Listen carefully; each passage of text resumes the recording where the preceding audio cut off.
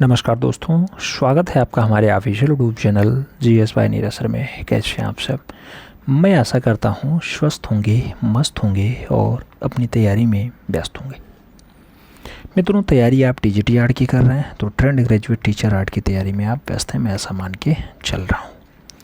148 पदों पर भर्ती है, आपको इस बार फाइनली सिलेक्शन लेना है। क्यों? क्योंकि आपने सपना सोचा है, वो सपना थोड़ा सा टफ है। सपना सब देखते हैं, पूरा वही कर पाते हैं मित्रों जो उस पर काम करते हैं सटीक रणनीति के साथ। आप रणनीति बनाए हैं तो अच्छी बात है, निश्चित रूप से आप सफल होंगे, हम यही शुभकामना देंगे। मित्रों, बहुत सारे लोगों की दिक्कत रही और उसमें सबसे ज़्यादा लोग ये कह रहे थे कि जो है एक चैप्टर जो बहुत परेशान करता है, प्रभाववाद, इम्प्रेशनिज्म। अक्सर लोग कन्फ्यूज आ जाते हैं और कन्फ्यूजन हो भी क्यों ना, क्योंकि नाम दो बहुत अच्छे से हैं और दोनों कन्फ्यूजन में रखते हैं। क्लाउड, एक का नाम मोने है, क्लाउड मोने, और दूसरा आपका एक नाम है जो एडगर माने है। क्या नाम है? एडगर माने है। मित्रों, समझने का प्रयास करिएगा, थोड़ा डीप में समझेंगे तो निश्चित रूप से हो जाएगा। ये जो एडगर माने साहब हैं, एडगर माने साहब हैं, इनको क्या कहा जाता है? एडगर माने साहब को कहा जाता है क्या? तो एडगर माने साहब आपके प्रभाववाद के फादर कहे जाते हैं, यानी जनक कहे जाते हैं। जबकि जो क्लाउड मोने हैं मित्रों, ये क्लाउड मोने साहब, ये क्लाउड मोने साहब की एक रचना बहुत फेमस है जिसके नाम पे इसका नाम प्रभाववाद पड़ता है। रचना है सूर्य उदय का प्रभाव। ये रचना है मित्रों, सूर्योदय का प्रभाव। यही रचना के आधार पे इसका नामकरण प्रभाववाद होता है। जबकि जनक कौन है? तो एडगर माने है। एडगर माने आप जानते हैं मित्रों, एडगर माने का जो जन्म होता है 1832 में होता है। कब होता है? 1832 में होता है। मृत्यु 1883 में होती है। और जो आपके क्लाउड मोने साहब हैं, ये क्लाउड मोने साहब का जन्म 1840 में होता है और 1926 तक रहते हैं। दोनों में डिफरेंसेस समझ में आ गया हो तब बताइए, फिर आगे बढ़ेंगे और अच्छे से बात करेंगे। एडगर माने किसके जनक हैं? एडगर माने आपके प्रभाववाद के जनक हैं, यानी फादर हैं। किसकी रचना पे, यानी सूर्योदय के प्रभाव किसकी रचना है जिसके आधार पे प्रभाववाद नामकरण होता है? तो वो रचना आपकी क्लाउड मोने की है। समझ में आ गया? दोनों डाउट्स क्लियर हो जाने चाहिए, फिर आगे बढ़ेंगे। अब आइए आगे बढ़ते हैं और थोड़ा अच्छे से पढ़ने का प्रयास करते हैं। मित्रों, प्रभाववाद, इम्प्रेशनिज्म, किस चित्रकला आंदोलन ने आधुनिक कला का सूत्रपात किया? तो आधुनिक कला का जो जन्म है मित्रों या सूत्रपात है वो प्रभाववादी आंदोलन से ही पैदा होता है। प्रभाववाद का उदय कहाँ पे हुआ? तो पेरिस, फ्रांस में हुआ है। प्रभाववाद का जन्म हुआ था तो 1863 में ये बीजारोपण हो गया था, 1863 में। प्रभाववाद को मान्यता कब मिलती है? तो मान्यता मित्रों 5 साल लग जाते हैं, 1859 में मिल पाती है। और प्रभाववाद का फादर कौन है, यानी जनक कौन है? तो एडगर माने होते हैं। प्रभाववाद नाम मोने, यहाँ मोने दिया गया, माने नहीं दिया गया। मोने, मोने के किस चित्र के आधार पे पड़ा था? तो सूर्योदय का प्रभाव। मोने मतलब क्लाउड मोने, 1840 पेरिस में जिनका जन्म होता है। ठीक है। प्रभाववादी चित्रकारों के चित्रण का विषय रहा है मित्रों, प्रभाववादी चित्रकारों के चित्रण का जो विषय रहा है वो चित्रण का विषय क्या रहा? तो वातावरण और प्रकाश रहा है, जिसमें आप जानते हैं एडगार देंगा हैं, अंगोस्ट रेनवार हैं, लुत्रुक लॉत्रेक हैं, क्लाउड मोने हैं, एडगार माने हैं, बहुत सारे कलाकार हैं। जिनके चित्रण का विषय वातावरण और प्रकाश रहा है, याद रखिएगा। प्रभाववादी चित्रकार सबसे अधिक किस विषय का चित्रण करते थे? तो सबसे ज़्यादा ये प्रकृति विषयों को दर्शाने का काम करते थे। प्रभाववादियों का मुख्य उद्देश्य क्या था मित्रों? तो मुख्य उद्देश्य इनका विषय पर क्षणिक दृष्टि से प्रभाव का चित्रण, विषय पर क्षणिक दृष्टि के प्रभाव का चित्रण इनका मुख्य विषय रहा है। और आगे कहा जाए तो 1863 में अश्वभिकृत कलाकारों की प्रदर्शनी कहाँ हुई? तो अश्वभिकृत कलाकारों की जो प्रदर्शनी है वो पेरिस में हुई है। 1863 में अश्वभिकृत कलाकारों को अलग प्रदर्शनी करने की अनुमति किस शासक ने दिया? तो नेपोलियन के द्वारा दिया जाता है। और इंद्रधनुषी रेखांकन किस वाद से संबंधित रहा है मित्रों? तो इंद्रधनुषी रेखांकन कौन से वाद से संबंधित था? प्रभाववाद से संबंधित था। सर्वप्रथम परंपरागत का उल्लेखनीय किस चित्रकारों से कहा गया? प्रभाववादियों को ही कहा गया। बिना मिश्रित रंग का प्रयोग किस कला की विशेषता रही है? तो बिना मिश्रित रंगों की प्रयोग प्रभाववाद की विशेषता रही। मिश्रित रंग का प्रयोग किया गया, बिना मिश्रित रंगों से काम बनाया गया है प्रभाववाद में, याद रखिएगा। ठीक है, आगे बढ़ें। किन कलाकारों ने एकेडमी के विपरीत काम किया? तो एकेडमी के विपरीत प्रभाववादियों ने ही काम किया है और खूब ज़्यादा वातावरण पे और उसके साथ अपने चित्रों को दर्शाने का काम किया। प्रभाववाद के इतिहास में किन चित्रों पर विशेष स्थान दिया जाता है? तो जापानी छायाचित्रों पर बहुत ज़्यादा खास काम किया जाता है, बहुत ज़्यादा स्थान भी इसे मिलता है। 1863 को पेरिस में आयोजित अस्वीकृत चित्र 1863 को पेरिस में आयोजित अस्वीकृत चित्रों की प्रदर्शनी में मौने के किस चित्र की आलोचना हुई? तो तृण पर भोजन वाले की आलोचना हुई है। तृण पर भोजन, वही घास के ढेर पे बैठ के भोजन। आगे, तृषा पर भोजन चित्र की तुलना जॉर्जियोन के किस चित्रों से किया जाता है? तो चारागाह में संगीतज्ञ से तुलना होती है तृण पर भोजन वाले की। और आगे बढ़ेंगे मित्रों, आगे कहा जाता है प्रभाववाद का मुख्य कलाकार था। तो प्रभाववाद का जो मुख्य कलाकार होता है उसका नाम मोने होता है। और प्रभाववाद को चरम सीमा तक पहुंचाने वाला कलाकार कौन था? तब भी मोने होता है। प्रभाववाद की प्रथम प्रदर्शनी कब हुई? तो प्रथम प्रदर्शनी जो है 1874 पेरिस के नाडार फोटो सैलून में हुई थी। तो प्रभाववाद की जो पहली प्रदर्शनी है 1874 में होती है। याद रखिएगा, पेरिस फ्रांस में ही होती है। कहाँ पे हो पाती है? Photo salon Nadar.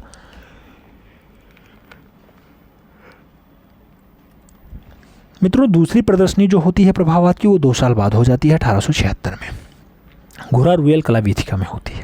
और प्रभाववाद की जो तीसरी प्रदर्शनी है मित्रों वो 1877 में होती है, यानी 1 साल ही बाद हो जाती है। उसके बाद जो प्रभाववाद की अन्य प्रदर्शनियां हैं वो कब कब हुई? तो 1 साल बाद यानी 1879 में हुई, फिर 80 में हुई, 81 में हुई, 82 में हुई, फिर 4 साल बाद हुई यानी 86 में हुई। प्रभाववाद की कुल कितनी प्रदर्शनियाँ हुई? तो टोटल 8 प्रदर्शनियाँ हुई हैं। प्रभाववाद के मुख्य कलाकारों की बात होती है तो एडगार मोने आते हैं, क्लॉड मोने आते हैं, एडगार देंगा आते हैं, और उंगास्त रेनवा आते हैं, पिशारो आते हैं, इसके साथ आपका सिसली आते हैं, तुजुल आते हैं, और लोत्रेक आते हैं, तुजुक लोत्रेक, मैरी कैसेट आते हैं, सिकर्ट आते हैं, और बिल्सर आते हैं। तो ये सब कलाकार जो है ये प्रभाववाद के यानी इम्प्रेसिज्म के बढ़िया वाले कलाकार माने जाते हैं, प्रमुख कलाकार माने जाते हैं। रेनबो पैलेट की बात होती है किस शैली से संबंधित है? तो रेनबो पैलेट जो है ये आपके प्रभाववाद से जुड़े हुए कलाकार हैं, रेनबो पैलेट। और ऑप्टिकल मिक्सचर किस शैली से संबंधित है? तो ऑप्टिकल मिक्सचर जो होता है मित्रों ये प्रभाववाद से संबंधित होता है, प्रभाववाद का एक बढ़िया वाला दृश्य माना जाता है। अब बात करेंगे थोड़ा सा एडगर माने की। एडगर माने की अगर बात होती है तो 1832 से 1883 का इनका समय होता है। और आप जानते हैं कि माने का जो जन्म है, माने जहाँ शब्द आए तो समझ लेना एडगर माने की बात हो रही है। इनका जन्म जो है 1832 में हुआ था। माने के पिता क्या थे मित्रों? तो माने के पिता जो है एक न्यायाधीश रहे यानी जज रहे हैं। तृण पर भोजन एडगार मोने की ही रचना है। आप देख लीजिए, यह आपका घास के ढेर पे भोजन कर रहा है व्यक्ति, ऐसा दर्शाया गया। प्रभाववाद का जनक किसे कहा जाता है? तो प्रभाववाद का फादर आप जानते हैं कि मोने को ही कहा जाता है। और आगे बढ़ेंगे मित्रों तो आगे कहा जाता है माने। माने आरंभ में किस वाद की ओर आकृष्ट थे? तो माने किस ओर आकृष्ट रहे हैं? यथार्थवाद की ओर। मोने के चित्रों का विषय क्या था मित्रों? तो दैनिक जीवन इनका विषय रहा है। और यथार्थवाद और प्रभाववाद के बीच की कड़ी किसे माना जाता है? तो मोने की हुई यथार्थवाद और क्या प्रभाववाद, इसके बीच की कड़ी माना जाता है। कौन चित्रकार रंगों को हल्के और गहरे क्षेत्रों की स्पष्टता से अलग करता था?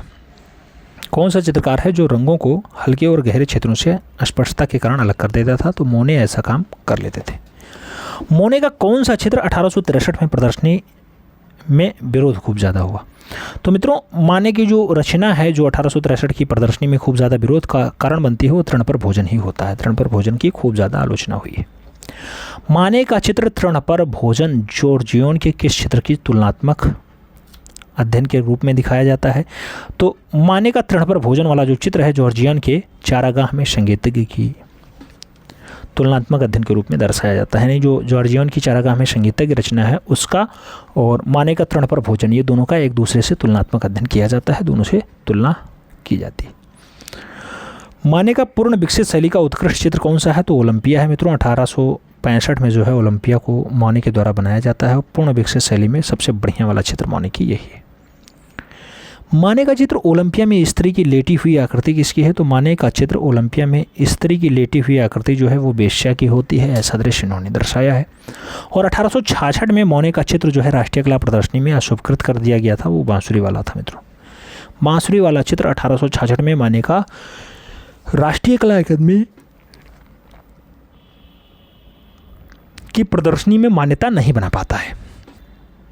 आगे बढ़ेंगे मित्रों, आगे कहा जाता है माने द्वारा। क्या? माने द्वारा शुरू की गई शैली जिसमें छाया प्रकाश के स्थान पर रंगों का प्रयोग करके गोलाई और स्थूलत्व का एहसास कराया गया, उसे परंपरावादी समीक्षकों ने क्या कहा? उसी का नाम परंपरावादी समीक्षकों ने प्रभाववाद दे दिया। और माने का प्रसिद्ध चित्र कौन सा है मित्रों? तो माने का प्रसिद्ध चित्र जो है वो फोलियो वेर्जर का मदिरागृह है।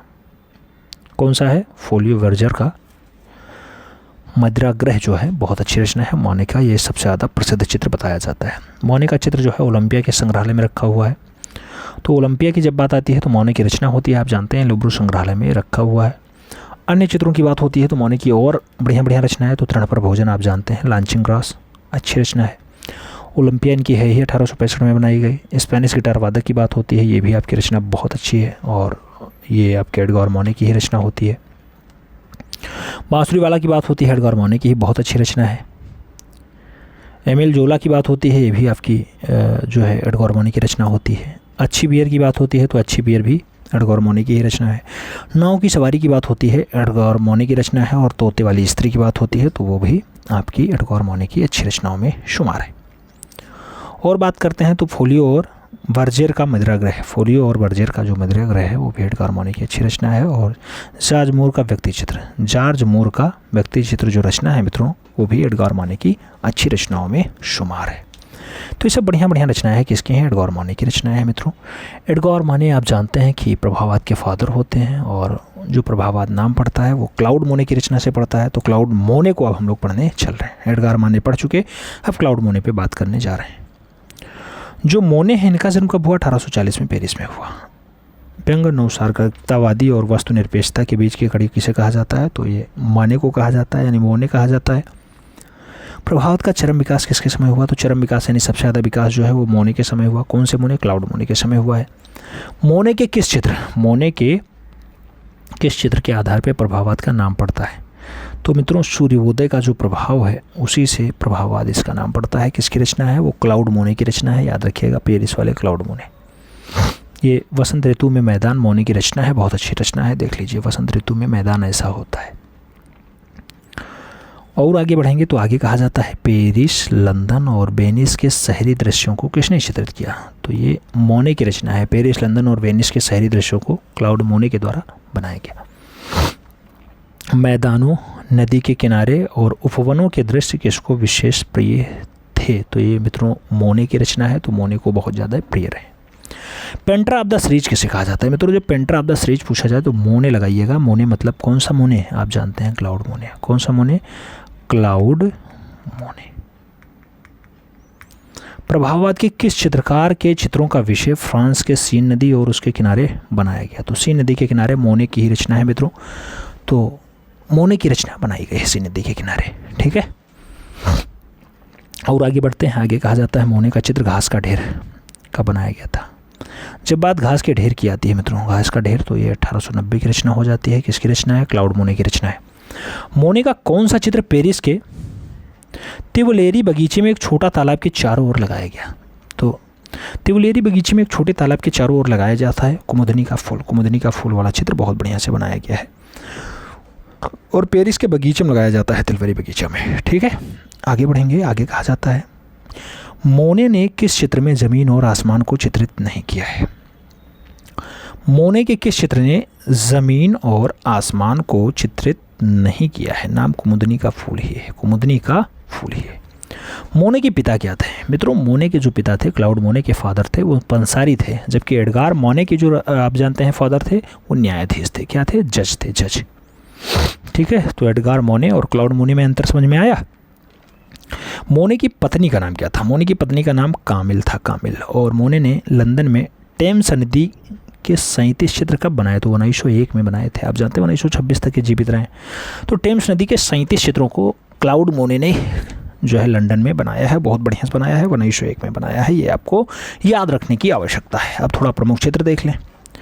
प्रमुख चित्रों की बात आती है मित्रों तो क्लाउड मोने की जो बढ़िया बढ़िया रचनाएं हैं, जिसमें कुमुदनी का फूल खूब पूछा जाता है। कुमुदनी का फूल हो गया, यह चित्रमालिका है। घास का आपका ढेर हो गया, 1890 की रचना होती है। गर्नी के चिनार वृक्ष हो गए, गर्नी के चिनार वृक्ष भी आपकी रचना है, किसकी? क्लाउड मोने की। और रुओ का गिरजाघर की अगर बात होती है, अभी क्लाउड मोने की अच्छी रचनाओं में आता है। बगीचे में महिलाएं अच्छी रचना है। और उसके साथ आंगेत व्हील की लाल नार्वे की बात होती है, तो ये भी क्लाउड मोने की अच्छी रचनाओं में शुमार है। तो ये तो बात क्लाउड मोने की हो गई, उनके चित्रों की हो गई, जिसे पेंटर ऑफ सीरीज कहा जाता है, जिसके पिताजी क्या होते हैं? तो आप जानते हैं एक पंसारी होते हैं। जबकि जो जनक हैं, जनक कौन है मित्रों? आप जानते हैं कि एडगार मोने जनक हैं। पिताजी न्यायाधीश थे। प्रभाववाद के फादर यही कहे जाते हैं। अच्छी अच्छी रचनाओं में तृण पर भोजन बहुत बढ़िया है, नार्वे की सवारी बहुत अच्छी है, गिटार वादक बहुत अच्छा है, बांसुरी वाला बहुत अच्छा है। तो ये सब रचनाएँ इनकी हैं। अब आगे बढ़ें। कलाकार में एक नाम एडगार देंगा का भी आता है। तो आप जानते हैं प्रभाववाद के कलाकार एडगार देंगा। 1834 में इनका जन्म होता है और 1917 में मृत्यु होती है। समाज से दूर तिरस्कृत तबके का चित्रण करने वाला कौन था? तो देंगा ही थे। कौन? एडगार देंगा। एडगार देंगा प्रसिद्धि था चित्रकार और मूर्तिकार दोनों के रूप में जाना जाता था। तो चित्रकार भी था और मूर्तिकार भी था। कौन? एडगार देंगा। रेनवा ने किसको पहला मूर्तिकार माना है? तो रेनवा ने जिसको पहला मूर्तिकार कहा है वो देंगा ही है। कौन देंगा? एडगार देंगा। देंगा की तकनीकी किन चित्रों की भली भांति निखरी हुई है? मित्रों आप जानते हैं जो नृत्य चित्र हैं इसमें बहुत अच्छे से देंगा की सारी तकनीकी दिखाई दी जाती है।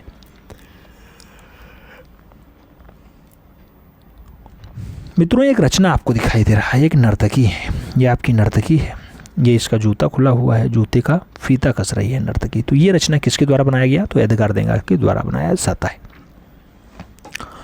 आगे बढ़ेंगे मित्रों। आगे कहा जाता है देंगा की तकनीकी किन चित्रों को भली भांति निहारती है? तो नृत्य चित्रों में बहुत बढ़िया से इनकी तकनीकी काम करती है। कौन सा ऐसा प्रभाववादी चित्रकार है जिनकी चित्रित मानवाकृतियाँ व्यक्तित्व लिए हुए हैं? तो वो मानवाकृतियाँ जो व्यक्तित्व लिए घूमती हैं वो एडगार देंगा की रचनाएं हैं। देंगा किन चित्रण में पारंगत थे? तो मित्रों व्यक्ति चित्रण के लिए बहुत अच्छे कलाकार रहे हैं और रेखांकन और संयोजन के विचारों से प्रभाववादी चित्रकारों में सर्वश्रेष्ठ और संसार के महानतम चित्रकार कौन रहे? तो मित्रों रेखांकन और संयोजन में सबसे बड़ा नाम जो है देंगा का ही रहा है। एडगार देंगा पूरा नाम होता है। और पेस्टल रंग और गतिशील फोटो आकृतियों के द्वारा कौन प्रभाववादी चित्रकार ने चित्र बनाया? तो देंगा ने ऐसा काम खूब ज़्यादा किया। मेरी कैसेट किसकी शिष्या थी? तो मेरी कैसेट जो शिष्या थी वो देंगा की थी। कौन सी देंगा? एडगार देंगा। एडगार देंगा प्रभाववाद के एडगार देंगा। मेरी कैसेट किस देश की प्रभाववादी कलाकार रही हैं? मित्रों आप जानते हैं मेरी कैसेट जो है वो अमेरिका की बहुत अच्छी प्रभाववादी कलाकार रही हैं, याद रखिएगा अमेरिका की हैं।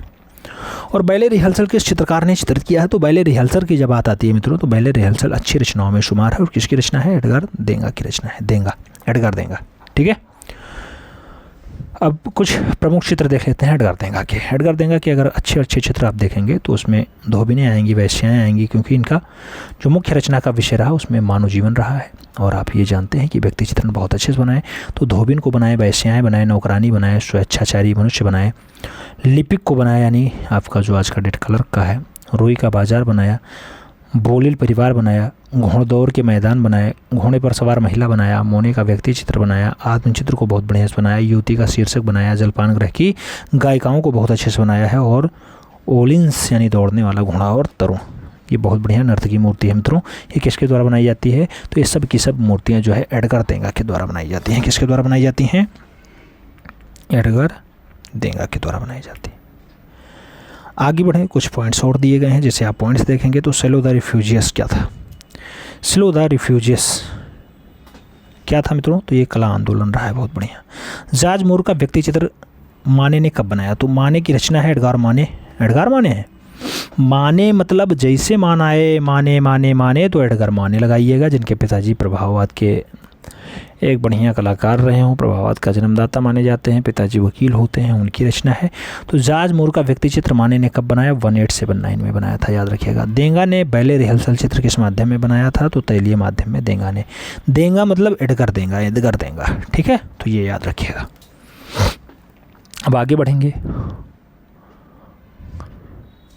ओंगियुस्त रेनवा की बात होती है। ओंगियुस्त रेनवा की अगर बात हो तो 1841 में जन्म होता है, 1919 में मृत्यु होती है। रेनवा अपनी कला में अधिष्ठात्री देवी का चित्र किसको दिया था? स्त्री को दिया था। रेनवा तेज रंगों के बजाय प्रयोग कौन सा करते थे? तो हल्के रंग प्रयोग करते थे। रेनवा ने चित्रों में रंगों का प्रयोग किया है। तो रेनवा ने चित्रों में रंगों का प्रयोग कैसे किया? गहरे काले रंग और भूरे और नीले रंगों का प्रयोग बहुत अच्छे से किया है। प्रमुख चित्रों की बात आती है मित्रों तो प्रमुख चित्रों में होंगास्त रेनवा का जो चित्र आता है, स्नानमग्न युवतियाँ आता है, उसके साथ ग्रामोफोन वाली आता है, फिर झूला रचना आता है, फिर पियानो आता है और पियानो पर 2 लड़कियां हैं ऐसा दृश्य आता है। बुगीवाल का नृत्य भी बहुत अच्छी रचनाओं में शुमार है मित्रों। बुगीवाल का नृत्य किसकी रचना है? होंगास्त रेनवा की रचना है। तो याद रखिएगा, रेनवा प्रभाववादी कलाकारों में शुमार।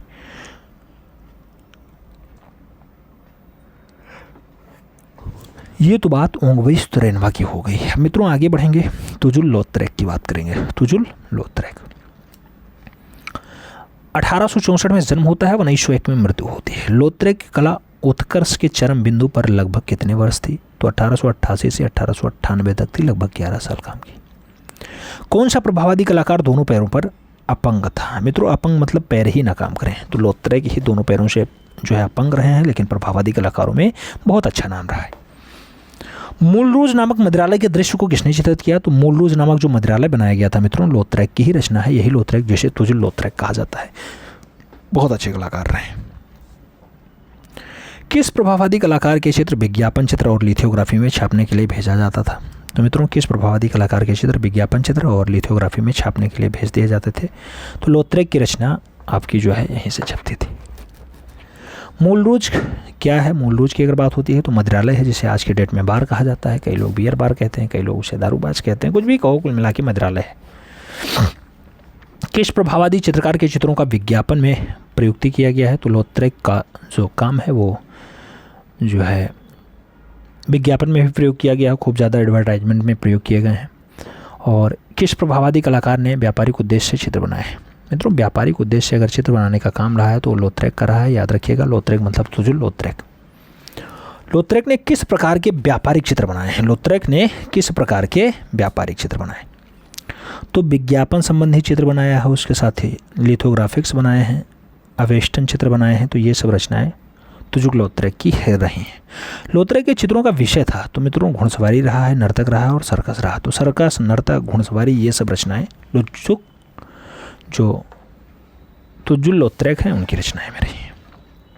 आगे बढ़ें, आगे कहा जाता है 1888 में क्या? 1888 में लौत्रेक का बनाया महत्वपूर्ण चित्र कौन सा है? तो सर्कस फर्नांडो। सर्कस फर्नांडो 1888 में लौत्रेक का बनाया हुआ बहुत अच्छी रचना है, बहुत महत्वपूर्ण चित्र है मित्रों। आगे बढ़ेंगे, आगे नाम आएगा, आगे नाम आएगा तो आगे काम भी आएगा। आप जानते हैं मित्रों, आपका काम क्या है? पढ़ना और इस बार फाइनली सिलेक्शन लेना। पिसारो और सिसिली की शैली के कलाकार रहे। तो पिसारो और सिसिली दोनों के दोनों जो है बहुत अच्छे कलाकार रहे और प्रभाववाद के कलाकार रहे। किसके कलाकार रहे? प्रभाववाद के कलाकार हैं, याद रखिएगा। पिसारो का जन्म हुआ था, पिसारो का जन्म जो है 1831 में वेस्ट इंडीज़ में हुआ, वेस्ट इंडीज़ में हुआ। 1884 में पिसारो किसके प्रभाव में आकर के बिंदुवादी चित्र बनाने लगे थे? तो जॉर्ज सोरा के प्रभाव में आकर के वो बिंदुवादी चित्र बनाना स्टार्ट करते हैं। मित्रों, आगे आता है पॉइंट्स, कहा जाता है वार्तालाप और स्ट्रेट इन पांतुआ चित्र बनाया था। वार्तालाप और स्ट्रेट इन पांतुआ चित्र किसने बनाया? तो पिसारो की ही रचना होती है, पाब्लो रुई पिसारो की रचनाओं में आता है। आगे बढ़ेंगे, छोटी श्वेत बालिका का चित्र किस प्रभाववादी कलाकार ने बनाया? तो छोटी श्वेत बालिका की बात होती है जेम्स बेल्सर। तो जेम्स बेल्सर की रचना है छोटी श्वेत बालिका। आगे बढ़ेंगे, बेल्सर का जन्म तो 1834 में लाबेल शहर अमेरिका में होता है मित्रों। और आगे बढ़ेंगे तो बेल्सर किस प्रभाववादी कलाकार के समकालीन माने जाते हैं? तो माने के समकालीन माने जाते हैं। माने तो माने मतलब माने होता है, याद रखिएगा। माने मतलब एडगार माने, जिनके पिताजी न्यायाधीश थे और जो प्रभाववादी कला आंदोलन के प्रणेता रहे हैं, यानी फादर रहे। वाल्टर स्कर्ट किस शैली के कलाकार हैं? तो वाल्टर स्कर्ट प्रभाववाद के कलाकार होते हैं। और मार्क्स लिबरमन किस प्रकार के चित्रण के लिए प्रसिद्ध है? तो मार्क्स लिबरमन जो है वो प्रकृति चित्रण, व्यक्ति चित्रण, कृषक जीवन, इसको बहुत बढ़िया से दर्शाने के लिए जाने जाते हैं, इसलिए ये फेमस है। बकरी वाली चित्र किसका है? तो बकरी वाली चित्र जो है वो लिबरमन का है। तो बकरी वाली चित्र किसका है मित्रों? लिबरमन का है, याद रखिएगा। डाटा इंपॉर्टेंट है मित्रों। इम्प्रेशनिज्म से सबसे ज़्यादा क्वेश्चंस पूछे आते हैं और प्रभाववाद में अक्सर लोग गलतियाँ भी करते हैं। तो अब समझ में आ गया होगा, हमें उम्मीद है कि दोनों पॉइंट समझ में आए होंगे, दोनों से अलग अलग जो प्रश्न पूछे जाते हैं वो समझ में आए होंगे। और फिर आपका जो भी डाटा यहाँ से बन सकता है उसको आप कवर करने का प्रयास करेंगे तो निश्चित रूप से आपका सभी डाउट क्लियर हो जाएगा। आज की क्लास में इतना ही, मिलते हैं छोड़ में, तब तक के लिए दिल से सैल्यूट, जय हिंद।